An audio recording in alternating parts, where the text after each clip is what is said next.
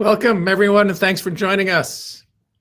My name is Jay Famiglietti. I'm your host for today's community forum. I'm the executive director of the Global Institute for Water Security at the University of Saskatchewan. And as usual, we're so proud to be partnering with Let's Talk About Water and its founder, Linda Lilienfeld, to have these important discussions about the future of our planet's water and why we should all care. Today, we're really excited to revisit a topic that we touched on in the Let's Talk About Water podcast back in September. It's COVID and water, or more specifically, wastewater. I think many of you will have seen or heard about this in the news, that COVID can be found in our poop and that scientists can therefore track COVID in wastewater to predict future outbreaks. We can explore all the questions that you might have about this fascinating topic, both scientifically and from a public health perspective. Like, how are we tracking COVID-19 in wastewater? How are the data being used? What are some of the biggest challenges in getting this information into the hands of the people who can actually use it? Before I introduce our panel today and get started with some questions, I want to take a moment to acknowledge that I'm speaking to you from Treaty 6 territory and the homeland of the Métis. We pay our respects to the First Nations and Métis ancestors of this place, and we reaffirm our relationship with one another. With many of you joining us from around the world, I hope that you'll take a moment to acknowledge and pay respect to one another as well. Today, I'm joined by two remarkable individuals working on using wastewater and wastewater data in our ongoing battle with COVID-19. That's Bernadette Conant and Marcus Brinkman. Bernadette Conant is the CEO of the Canadian Water Network and works with an exceptional team to help communities move toward the future they want through water. She's been instrumental in bringing people together to collaborate on national initiatives such as the Canadian Municipal Water Consortium and the COVID-19 Wastewater Coalition. Bernadette currently serves as vice chair of the board of directors for the Global Water Research Coalition, as an expert panelist for the Canadian Institute for Climate Choices, and on the board of Hydrogeologists Without Borders. She holds an MSc in hydrogeology from the University of Waterloo. Marcus Brinkman is a scientist at the University of Saskatchewan studying contaminants in aquatic organisms, including the influence of environmental and physiological factors, results from global change, and translating lab studies into real-life situations. Marcus uses an interdisciplinary approach using toxicology, environmental chemistry, and hydrology to explore these problems. He's an assistant professor in exposure and risk assessment modeling in the School of Environment and Sustainability at the University of Saskatchewan. He's also a member of USask's Toxicology Center and the Global Institute for Water Security. Thank you for joining us. Hello to you both. Thank you so much. Great to be here. So why don't we start off with each of you taking a few minutes to elaborate on my brief intro that would never do your work justice. In particular, please tell us about how your work, tell us about your work and how it relates to COVID-19. And we'll start with Marcus because he has some history with Let's Talk About Water. He was on the COVID-19 episode that we did, which was the first episode of season 2. So Marcus, why don't you take it away? For sure. Yeah. Thanks so much for the invite, Jay, and for the kind introduction. As you mentioned, I'm a toxicologist, so usually I'm focused on chemical contaminants in the water cycle. We look at surface water, stormwater, and oftentimes also wastewater. And we did have a number of existing collaborations with the wastewater treatment plant here in Saskatoon, with Saskatoon Water, which is basically the water authority here in the city.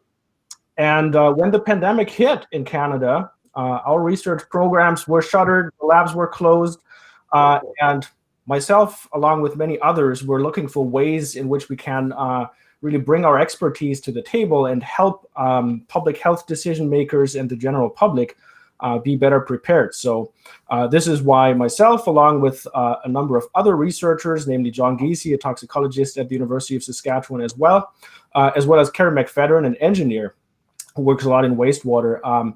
This is why we kind of tried to find ways in which we can contribute.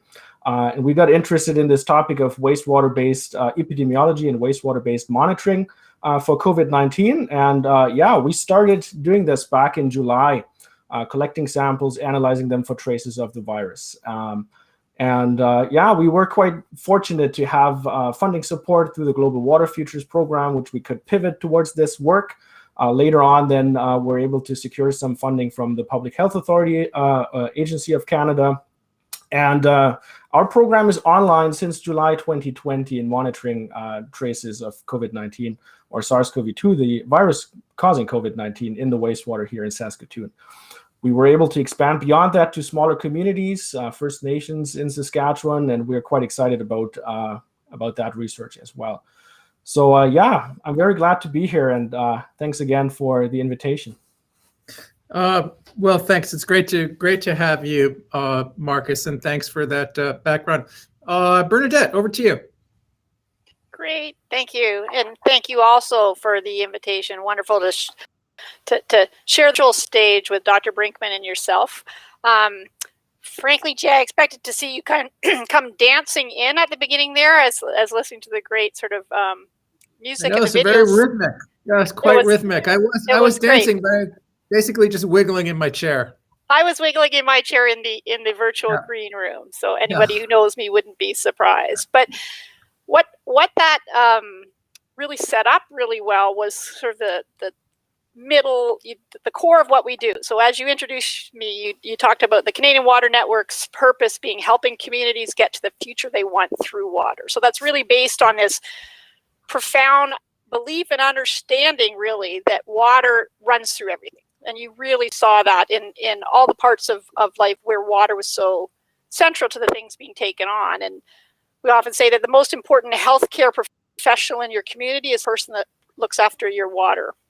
Or that, where most of us meet climate change, where we really see it and feel it immediately, is through water. So in that spirit of a core community we work with a lot at CWN are those involved in sort of community or municipal water management.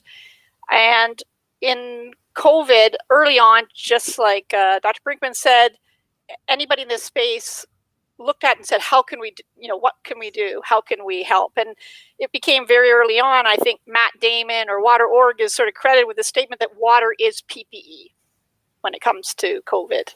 I mean, what was the first thing we were told was about, washing your hands, about hands hygiene and sanitation.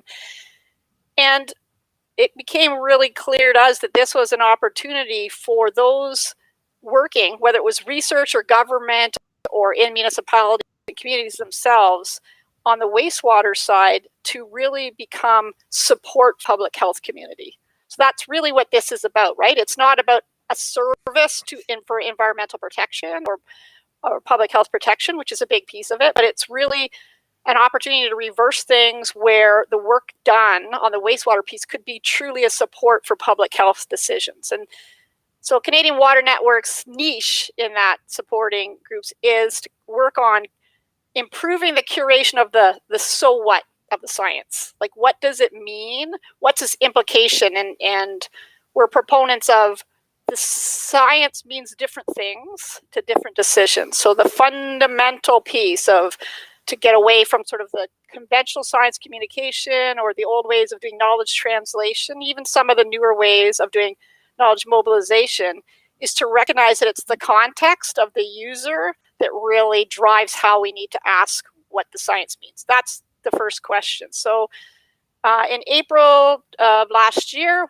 and you mentioned I'm on the board of the Global Water Research Coalition. So already in March, we were having discussions with Dr. Gershon Medema and KWR and those in Europe who did the first research in this and could see what a big piece this was going to be, and knew how fundamentally important in Canada it was going to be to create some mechanism to more sort of connect and integrate the discussions, not to steer it, and in fact, we stood up the Canadian Water Network's COVID-19 Wastewater Coalition, not with the purpose of promoting the technique, but to be able to always ask the question of, does it help public health decision making, right? Not just the science. And that's really where it started. And maybe pause there. I can talk more about how that was set up, but Dr. Brinkman and USask are part of that effort, and I'm happy to talk more about it. Maybe I'll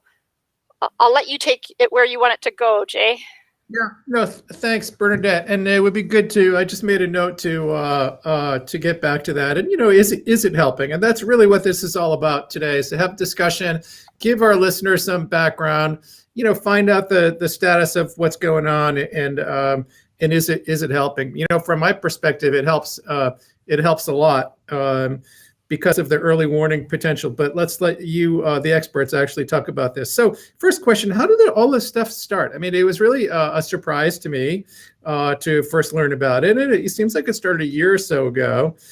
So how did all the wastewater testing and the national monitoring network, how did it all come about? And let's go back with you, Bernadette, and then we'll Sure. Check in with Marcus. Sure. So the way it started, Marcus used a word in his introduction to what he did that's possibly overused, but pretty clear, and that's pivoting. So there's a lesson in this about the ability to pivot usefully versus start from scratch.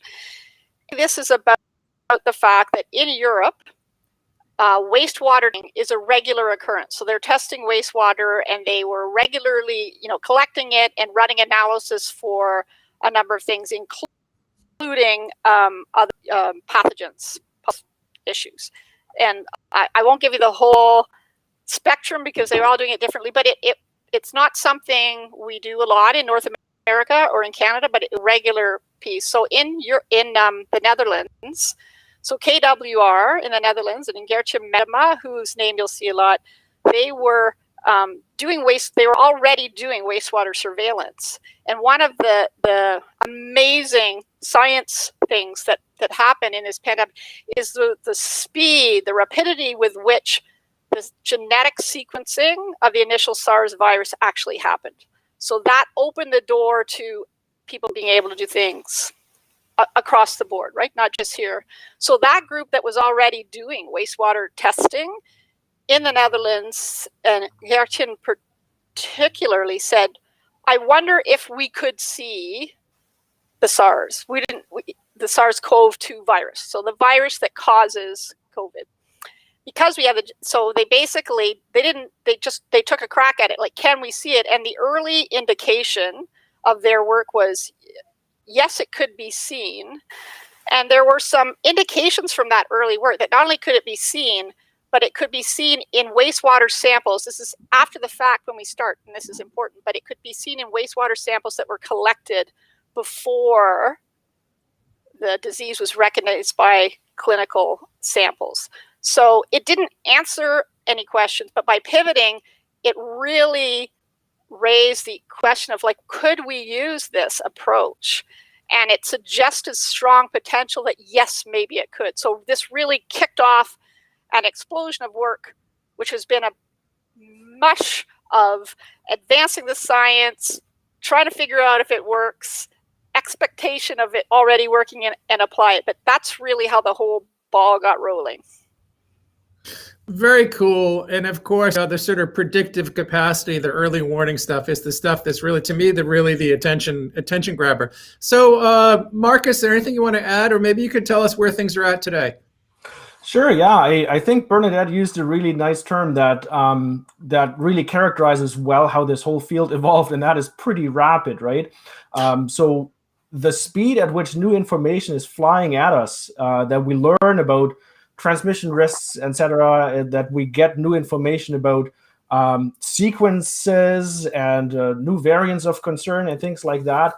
It's a pretty rapidly evolving field. So for us, it started, like Bernadette said, basically, hey, can we see this virus in our wastewater, and can we turn this into something useful for public health decision makers? So it started out of curiosity, for us at least. And then as people became more interested in the topic, it really showed that, yes, there is a potential for early warning, because an infected person starts shedding the virus relatively rapidly after being infected, but might not show up for testing until days later. You do have that potential for early warning.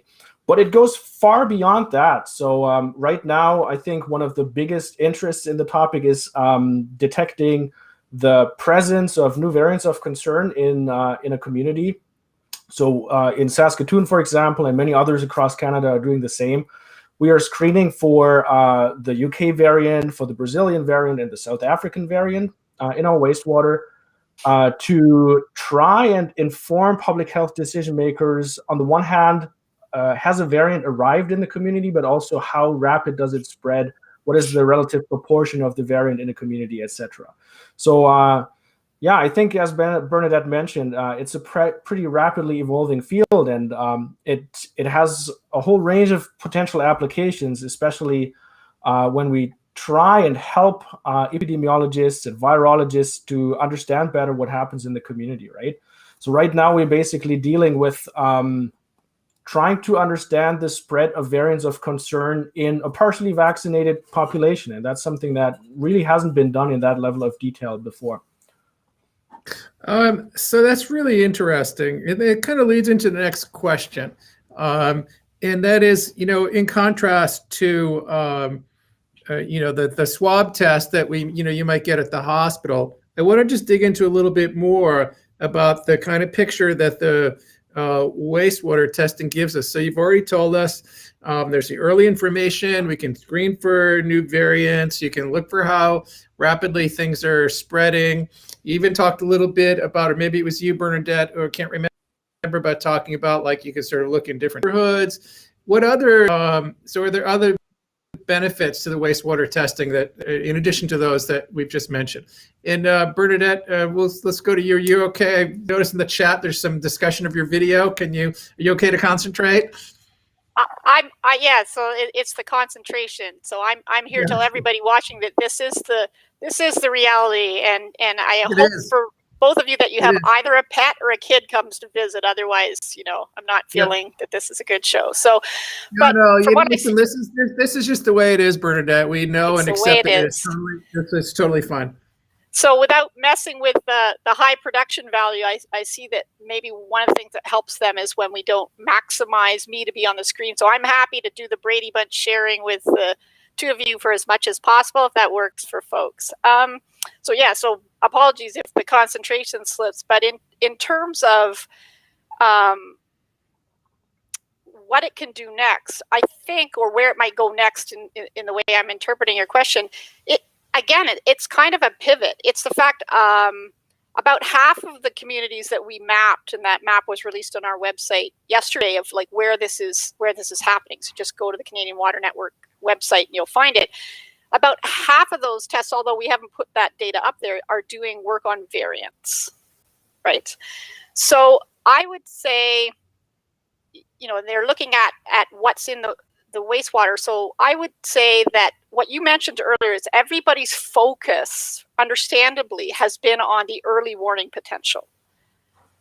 And that's important. But I guess my observation would be probably the biggest, in my personal view, the biggest potential value of this technique is the insight it's going to give us into how this happened, how it happens, how things spread. So if I can sort of jump to, forward to maybe one of your questions that might be, Jay, is, what do we learn from this? For me, it's kind of like the 20. Sorry, I've got feedback on here. I'm not sure if you're hearing that.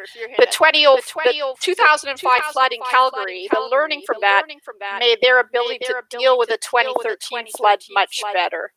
So I actually think, even though the focus is on the firefighting element of surveillance and early warning, which is not an unimportant thing, it tends to overshadow what I think is the value, and that is the strong ability for wastewater monitoring, this testing, to really inform our understanding of how this spreads. So with every epidemic, it's different, right? CoV-2, is different than SARS was. So I really think that's its value. Marcus, anything you want to add to that? Yeah, I fully agree with what Bernadette said earlier. Understandably, everyone focused a lot on the early warning aspect of this, trying to kind of forecast how many active cases you might see in a community. But I think one of the big advantages of wastewater is that it does not depend on who shows up for testing. So for example, last year we had a big snowstorm in Saskatoon. and Saskatchewan as a whole.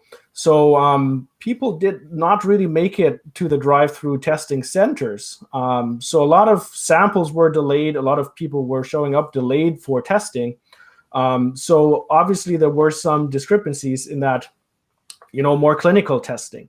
And that's really where this ability to forecast kind of falls apart. Or if you see that the behavior of people changes. For example, people might be vaccinated relatively recently and get the sniffles and don't find it necessary to show up for testing. Those people will not show up in the clinical stats either. So I really think the value here of wastewater testing is that it can also detect those latent infections, so infections that are not really causing symptoms, or if they cause symptoms, only very mild symptoms in the infected patients. And so it really generates this extra layer of information for our public health decision makers to really see what's going on in the community without relying only on one source of information, right? Thanks, Marcus.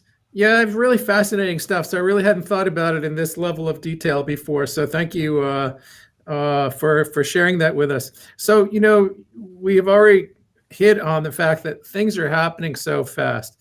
COVID, everything we know about transmission and testing and tracing and the vaccines, it's all evolved so quickly. Sometimes there's new information, sometimes conflicting information in the same day.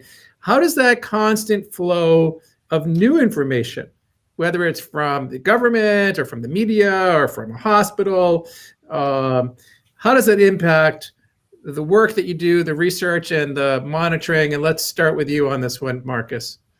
Sure. Yeah, I fully agree. The speed at which things are happening is just mind-boggling and sometimes quite intimidating for a scientist. As scientists, we oftentimes tend to try and look at all the different complexities and to really think deeply about things as they happen. But with the public eye and really with a magnifying glass looking at what we are doing and adapting as we go, it's really tricky sometimes. And folks are not usually happy with an answer that we as scientists often give, saying it depends. So it's really difficult to do that. But so our group is represented on a number of different national panels and basically trying to get the most current science and what everyone else in Canada is doing. And there's a number of weekly calls, basically.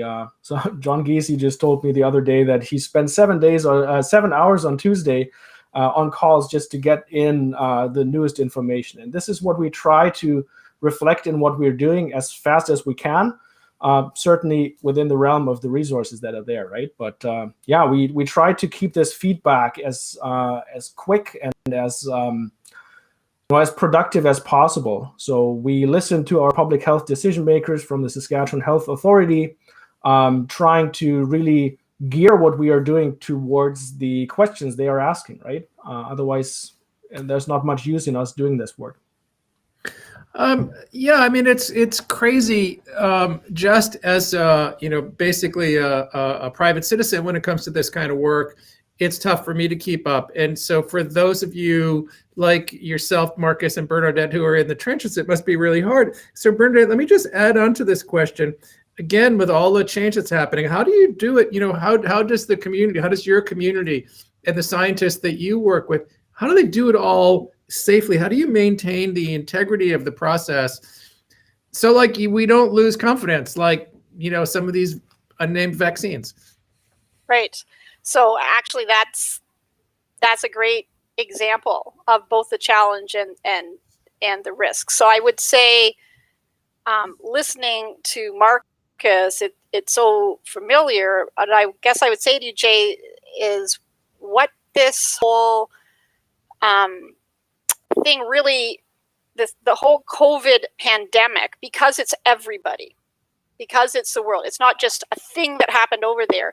It really lays bare the difference between pursuing regulations and science and everything in the systems that we've built around them versus the world of emergency response.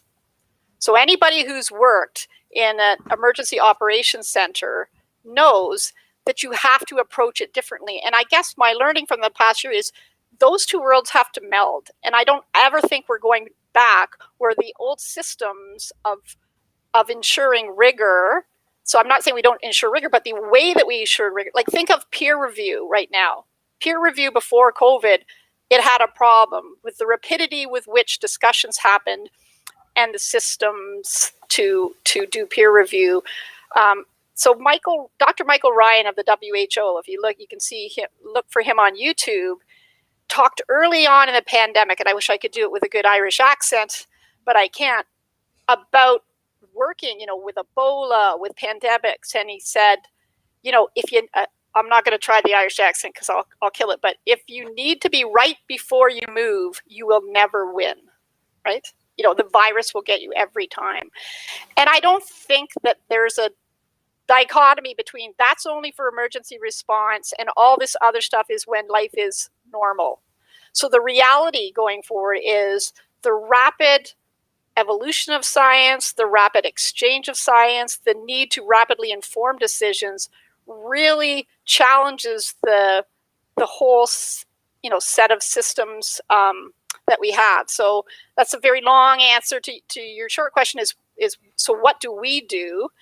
And with the coalition is say the most important thing for us to do is improve and accelerate the conversation that connects those who have an interest in hearing the facts and really structure that well and always structure it and push so that it becomes less of a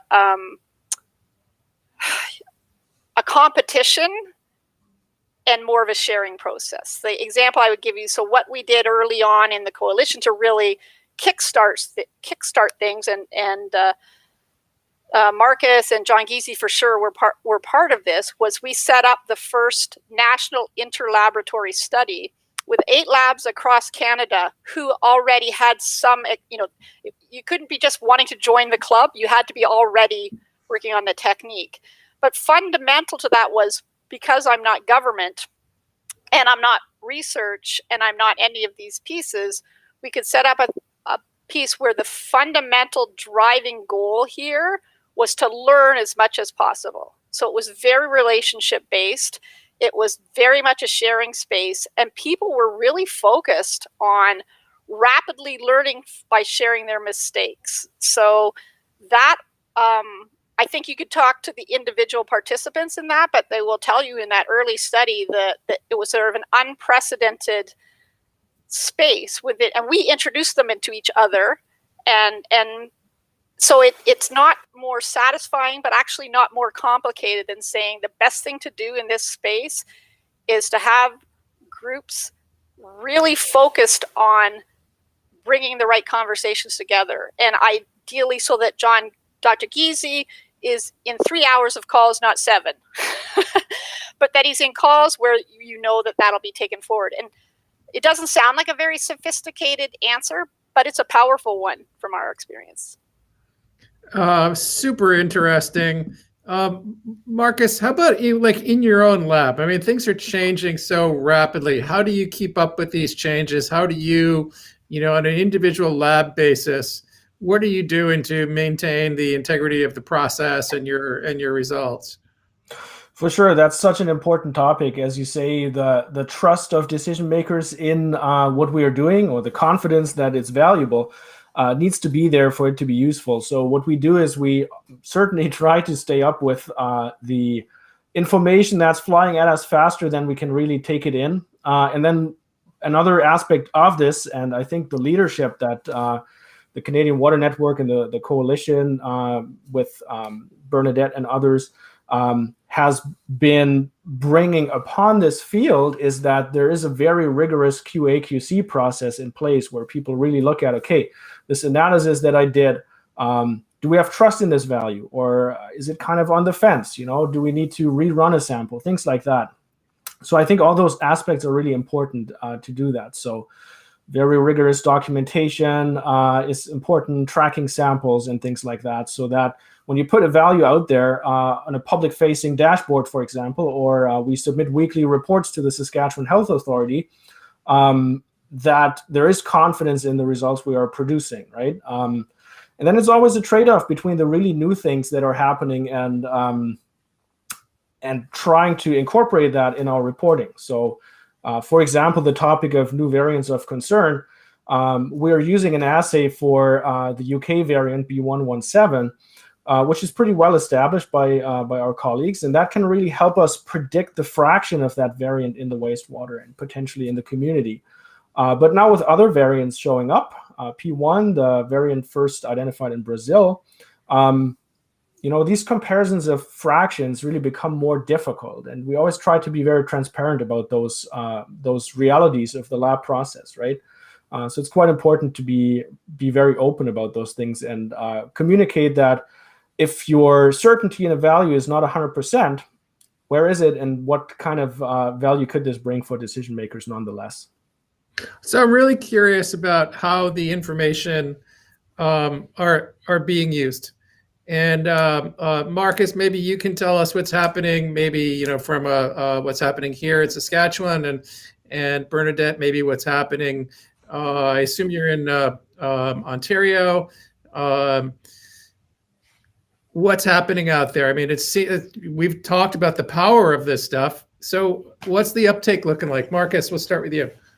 Sure. Yeah, I would say, as with any new technique or method that might potentially be useful for public health decision making, there's always a little bit of a lag time until it's really taken up and seen as valuable and used in making decisions, right? There needs to be this period basically of where decision makers can gain confidence in a technology. And that took a while across the country, I would say, certainly for us here in Saskatchewan. But right now what we do is we provide weekly reports to the health authority, to the emergency management office here in Saskatoon, the wastewater treatment plant, the Public Health Agency of Canada. So we really try to bring our information to all the players as quickly as we can. And how then this information is used in the particular decision-making process, allocating health resources, redistributing vaccines and things like that, that's certainly out of our hands. We are not public health decision makers, but we are certainly glad to hear that our information is valuable. And that's the feedback we hear. We get weekly thank you messages back basically for doing this, which is really rewarding to see. Well, you get a thank you message probably from everyone that's on this call with us today. So Bernadette, what sort of uptake are you seeing? So that was I promised that Marcus and I didn't talk before and coordinate our presentations, but I find it really easy to kind of pivot, if I can use the word again, from a couple of things that he said that so forgive me for connecting the conversation you had before to the question you just asked. And that is, he really stressed how important it is to be about the limitations around it. And this goes back to what I talked about setting up the coalition. It's not about being right, which is frankly culturally really built into the systems. You got to win the grant, you got to be right, you got to defend. It's so ingrained in the academic system about being right. And one of my sort of Bernadette proverbs for the Canadian Water Network is, from a calm knowledge mobilization, is it doesn't matter how right you are if nobody believes you. Right. And so that is important in thinking about it. But what's almost more important is recognize the power of understanding and acknowledging what the limitations are, because that speaks to what I talked about before about where the reuse is appropriate. And I'll give you an example. Saliva tests, right? They aren't as accurate, as low detection, as specific. They're going to be a lot, you're going to miss more cases. But when your application is to say, if I've got 100 people in front of me and I can only have so much time to respond, do I have a screening technique to really focus where I put my efforts? It's a really good tool. So by having the conversation and being really clear about what the caveats are and where the uncertainties are, that is really the key to understanding where it can have value. And I will tell you my observation in Canada and with my colleagues internationally is overall, it's been a very slow, as rapid as all this has been, in the relative COVID space, it's been a really slow uptake sort of universally by the public health community. And I think that's for a couple of reasons, but in part because even our Canadian Water Network's involvement in this sort of goes against our own principles a little bit, is we try to only go where there's a pull in place, right? What I mean by that is there is a desire from a decision maker to answer the question, what does this mean to me? Otherwise, there's a little pushing string uphill. The reality is, I talked earlier about how this got going. And because of the nature of the beast, and particularly the way that funding had to be secured in Canada, this really came about as a group that was a proponent team for the technique. So when Marcus says, you know, it takes a little while to like convince them or till they're convinced, it puts us on our heels when the entire community is in a position of trying to promote a technique or promote a technology. So the onus is on the science community to prove we should pay attention. But I think the nature of the way things are now is pivoting that. And here's the sort of the analogy I would use to say, you're standing somewhere and there's a huge forest fire going on, like there was in the early pandemic. And you go up to the fire chief who's holding this huge hose with massive flames, and you're pulling on her sleeve and you're telling that chief, look, I got this really neat new technique that you could use along with your other techniques that might help. It's like, that's great, but I don't have time to listen. That's essentially what was happening in the early months when we were doing this.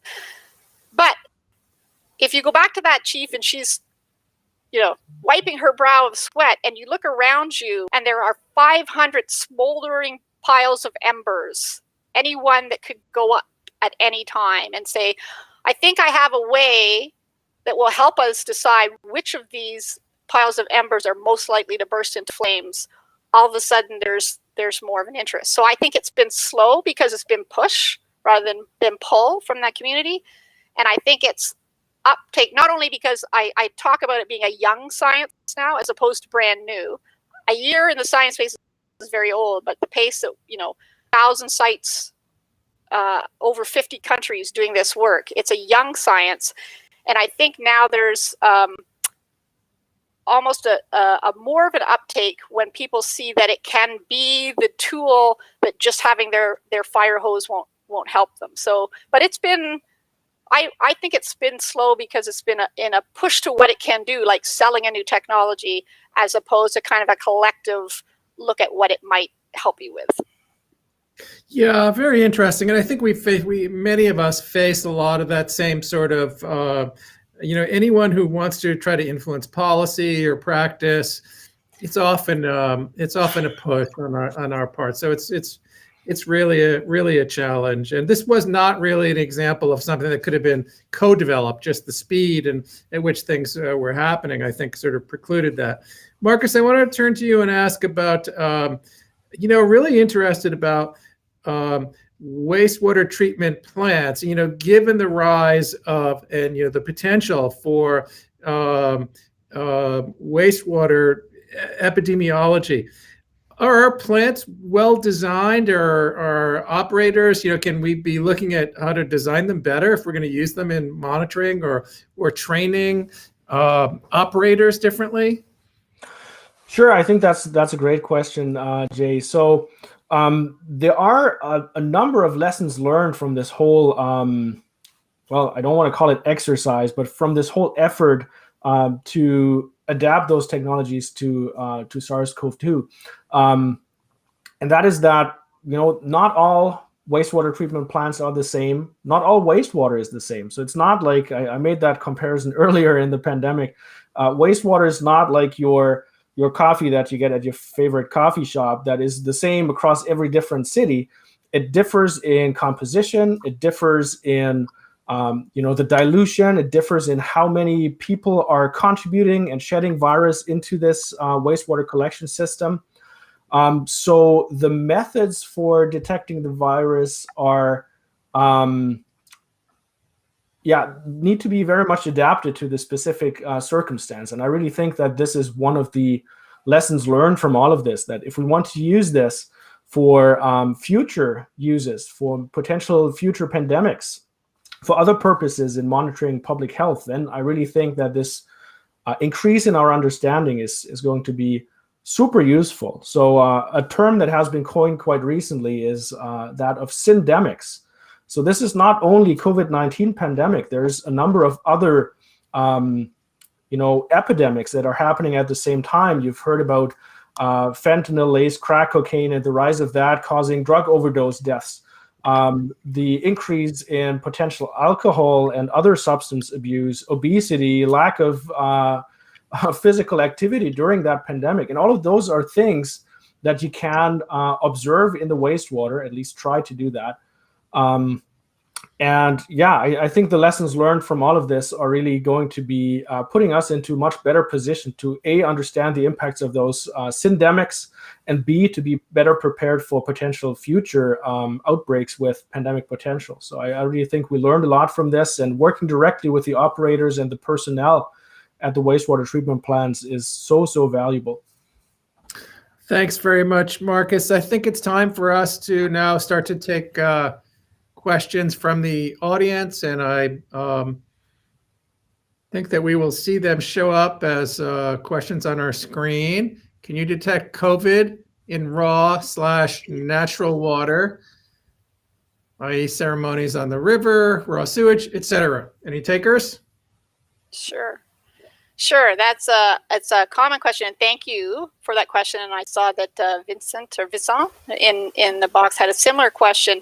So I want to make it clear that much of what Marcus and I are talking about here is what's consumed the bulk of the research, which is looking for essentially the genetic fingerprint that SARS is present in wastewater, which is different than, so it could be fragments, which is different than active.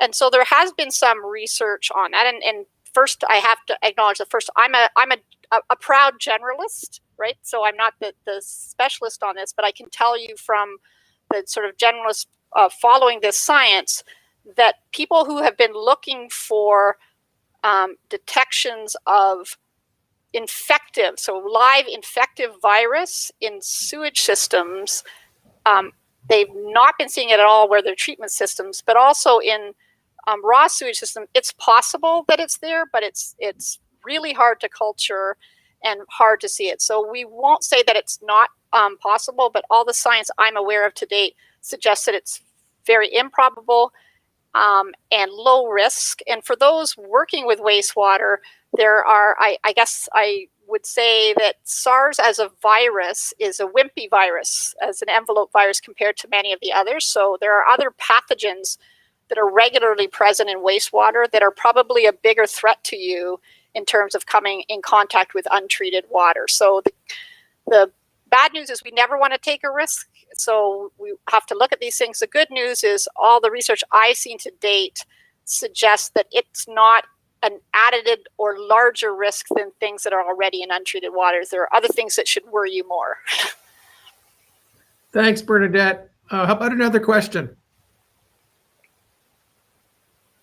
Can we use this technology for other constituents or general water quality changes, such as oil spills, toxic chemicals, etc.? Marcus, do you want to give it a try?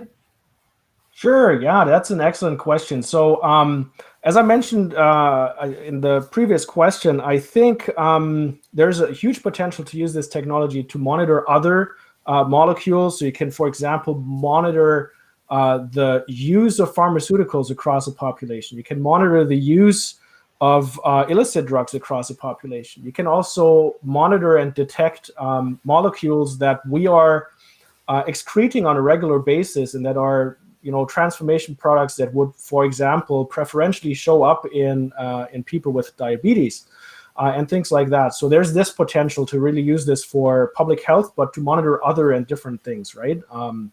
We can monitor influenza virus and things like that in wastewater as well. So there's a lot of potential. Now, when you talk about the impact of toxic chemicals, this is actually the original purpose of that Global Water Futures project I was talking about earlier. was to really try and use those tools to detect genetic traces of organisms in the environment, and to look for species diversity, for example, for rare and endangered species or for invasive species. So yeah, we can use the same or very similar tools for very different purposes. It's it's basically a pocket knife of different applications there. Just as an aside, Marcus, it's kind of a difficult job sometimes as the sort of moderator to be thinking about the next question, and I don't necessarily get to listen to you all fully. But Marcus, I want to return to something. I thought I heard you comparing wastewater to coffee from a coffee shop. Did I hear that, or did I get that wrong? No, you got that right. In one of my earlier interviews, I mentioned the actual company and brand name, which I think was not appreciated. Yeah, so I abstained from it now. But yeah, I mean, just think about all the different ways that coffee could look like. You can put milk and sugar in there. It can be pretty dark roast black. It could be very thin brew. So wastewater is very different, right? And also, it depends on time of day sometimes. It depends on seasonal impacts in some municipalities at least, right?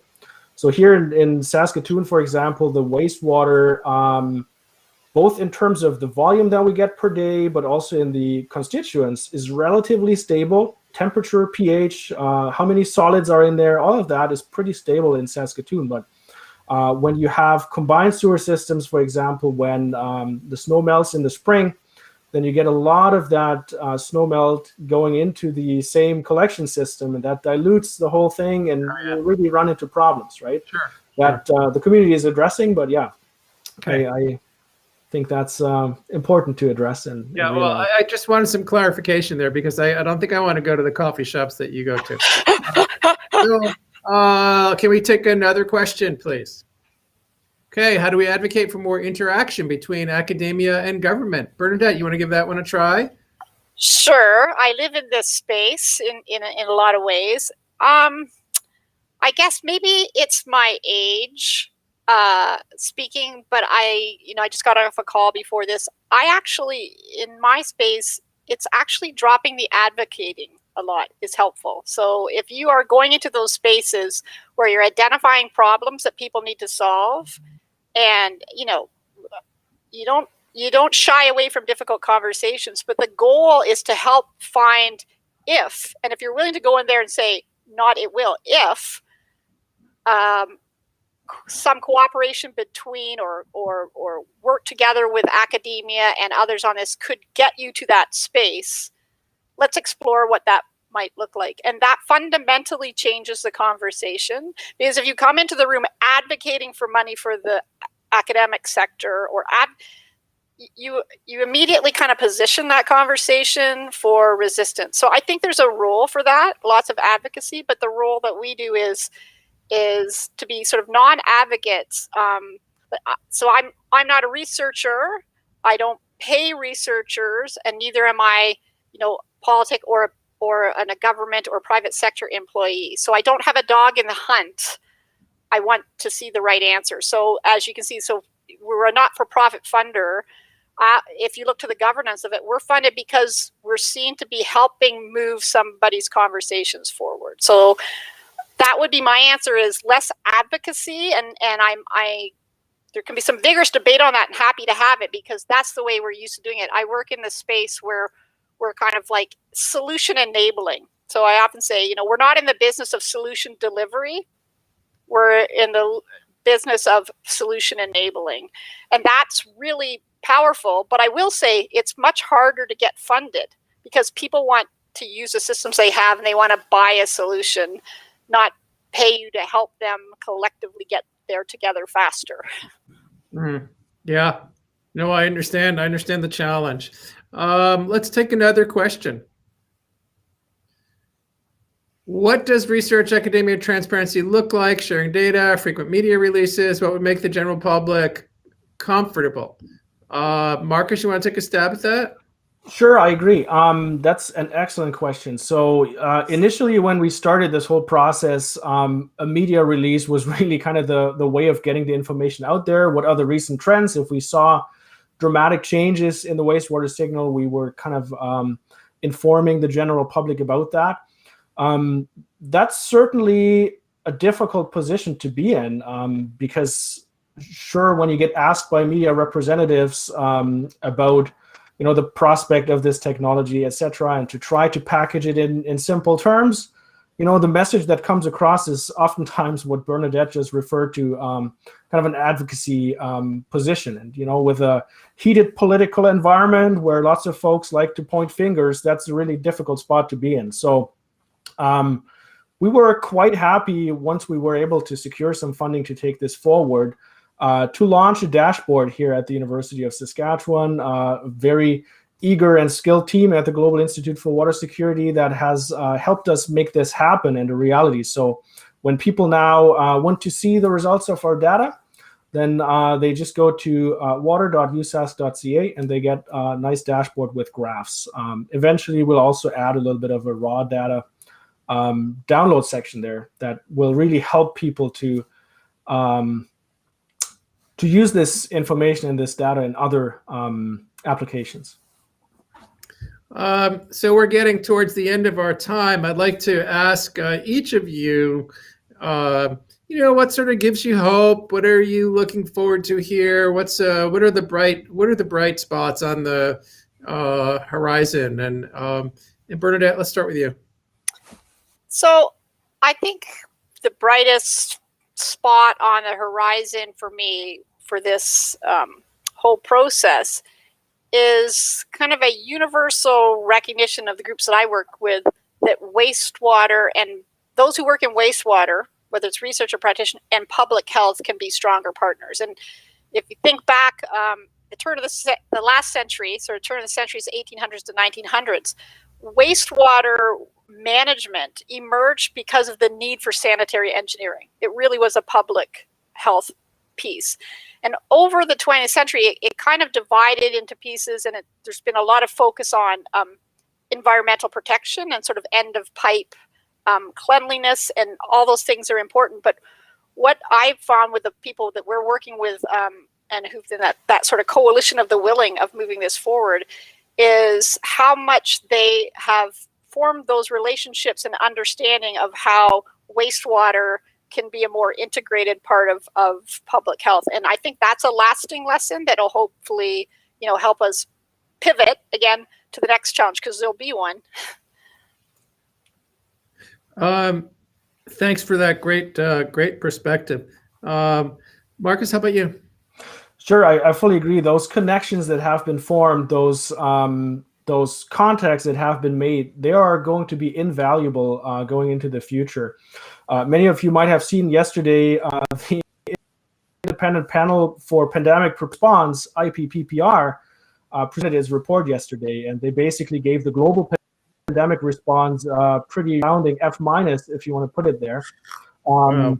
So they really call for more strategic choices, coordinated systems, really more of a collaboration to help and tackle those issues. So going forward, what gives me hope is that I think we are in a much, much better position now to use different sources of information, including wastewater, to be prepared for the next pandemic. And yeah, as Bernadette says, there will be one. It's not a question of if, it's a question of when. So I'm being told by my producers that there's one more question we need to ask. Let's fire it up here.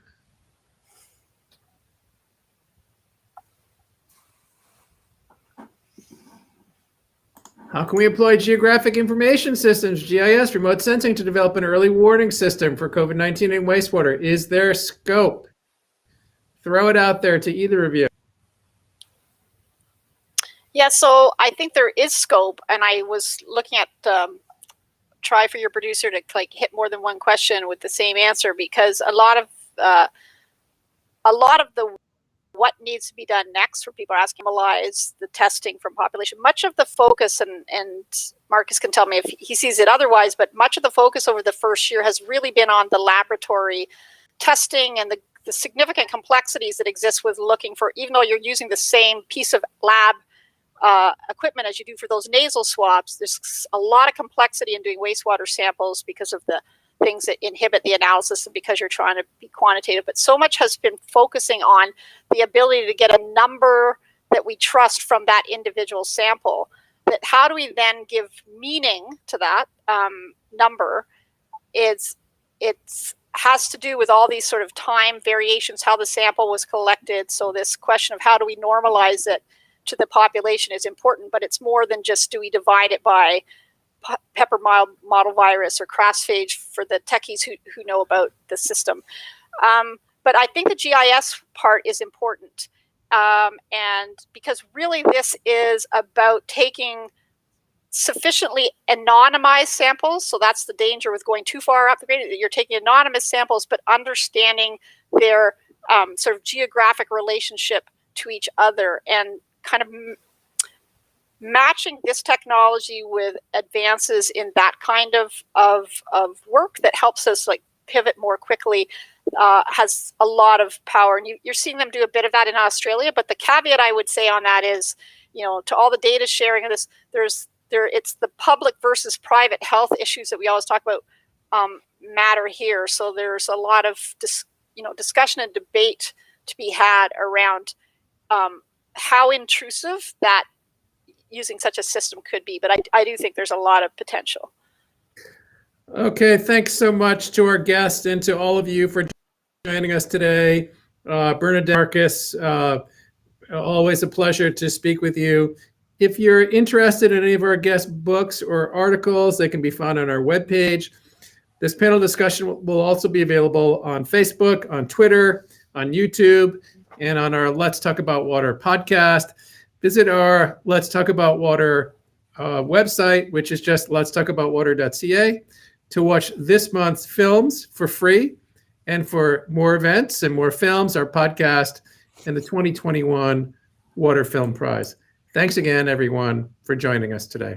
Bye-bye. Thanks for having Thanks us. so much. Really a pleasure. Thanks, guys.